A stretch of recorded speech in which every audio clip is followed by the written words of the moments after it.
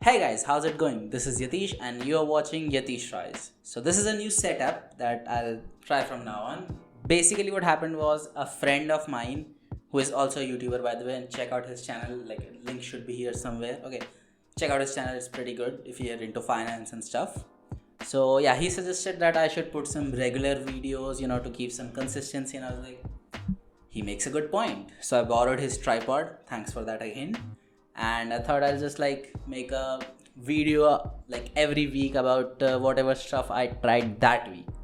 Like mostly it would be like 90% media stuff, but still, like it should be something for consistency. Okay. So this week I'll majorly talk about three things. So yeah, the first one is Sosei no Taiga or Taiga of Genesis.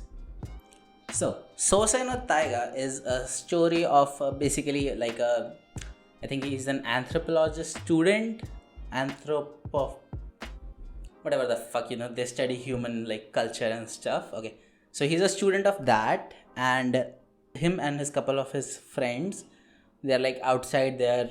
They went for some excursion or something. I don't remember exactly. It was chapter one. Who remembers that? Anyway, so they get transported back to like Stone Age level of thing, like basically the Neanderthals versus the Homo sapien war is going at its peak, and they get flung into that era, and they have to survive there basically. Taiga, he basically somehow like he awakens something inside him. He has been lacking kind of all his purpose and everything till now, and he just finds it in the prehistoric era. So it's a story about them surviving and how they are adapting. Some people are adapting really well, some are not at all adapting. One is a fucking crybaby who can do anything about that.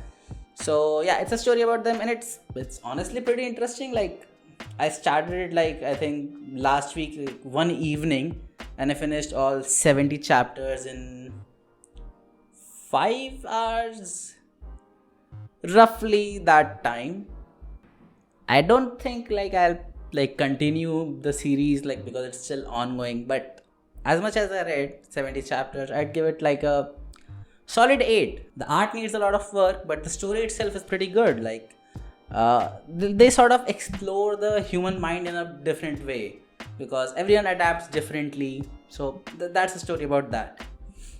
Without really going into spoilers, they have to like overcome obviously some pretty big stuff because it's like the prehistoric eras. There are mammoths and big, other big animals. They don't have any technology. They have to create their own stone tools and stuff. So it's a story about that. It's basically like an isekai, but you're not really an overpowered main character kind of thing. Like if I had to compare it to something, I'd compare it to Doctor Stone, but like if normal people were there in Doctor Stone instead of super genius scientists.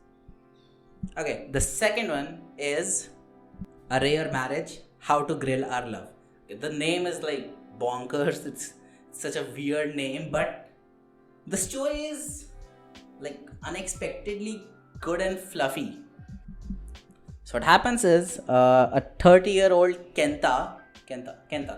He meets a girl called Chihiro, and they just started dating, and then suddenly Kenta has to relocate.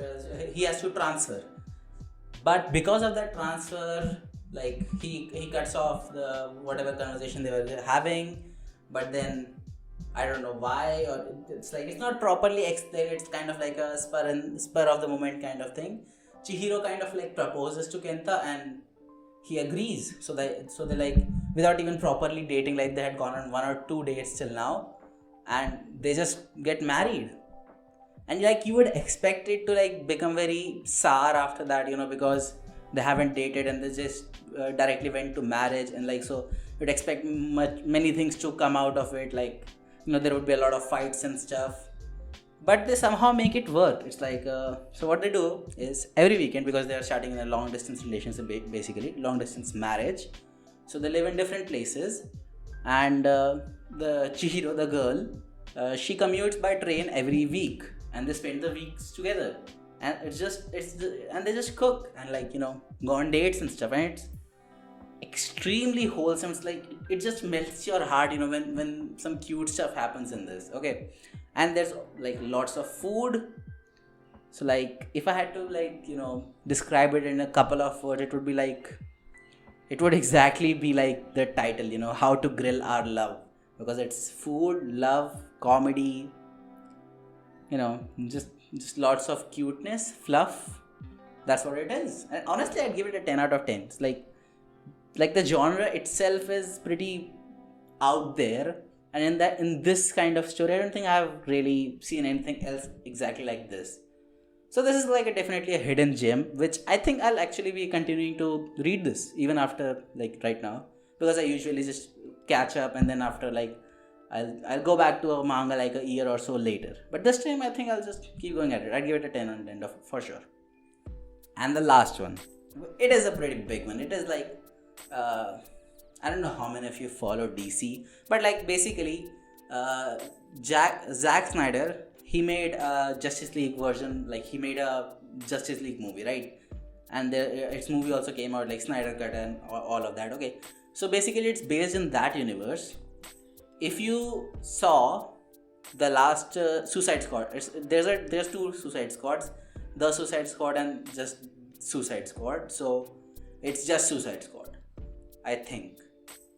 I'll get back on that. Yeah, whatever. So basically it's the newer one, and it was actually a pretty good movie. First of all, I enjoyed the heck out of it. It was very quirky and stuff, and it was pretty good. And in that there's a character called Peacemaker, who's basically a trained killer from his childhood, and he just kills people in the name of peace. It's in his own words, I'll kill anyone in the name of peace. So it's the story is not what you'd expect it to be. It's not really a superhero story, because no one is a fucking superhero in this. Peacemaker is barely a super or a hero. He's neither of those things. He's not a superhero. He's like a anti-hero, but like he's not even a hero. That's the whole point. So it's basically a coming of age story, if you can call it that, because the story is about Peacemaker growing as a person. At the beginning, he's basically like an overgrown child who does not know anything, and he's basically just like killing people whenever someone tells him to. But after the stuff that happened in Suicide Squad, he starts to mature and he thinks about his actions, and at one point he's just unable to kill a child, which might not seem that big of a deal, but like for Peacemaker himself, that was pretty big. And after that, it's just like it's other than that, it's just like a lot of comedy, some pretty good action sequences, and a lot of racist white dudes. Seriously, a lot of racist white dudes. And they're just like straight up saying that, yeah, obviously racism is bad, and they're like, even Peacemaker isn't racist. So yeah, that's what it's about. I think it got an IMDb score of 8 out of 10, but honestly, I'll agree with that, because the dialogue, while it does seem quite funny, it's a bit too realistic. They get sidetracked a lot, which happens obviously in reality, and that's just what happens. They just go on random tangents, and sometimes it feels a bit forced that they're like genuinely trying to take it away. Like even if the situation is really important, they just talk about some sensible, like senseless, poopy joke kind of thing. But still, yeah, 8 out of 10. It was definitely worth a watch, and if these are the kind of shows DC is going to produce going forward, then you can definitely look forward to the future of DC, extended universe. Other than that, I think that's it. Yeah, thanks for watching. Subscribe and hit the like button. Bye bye.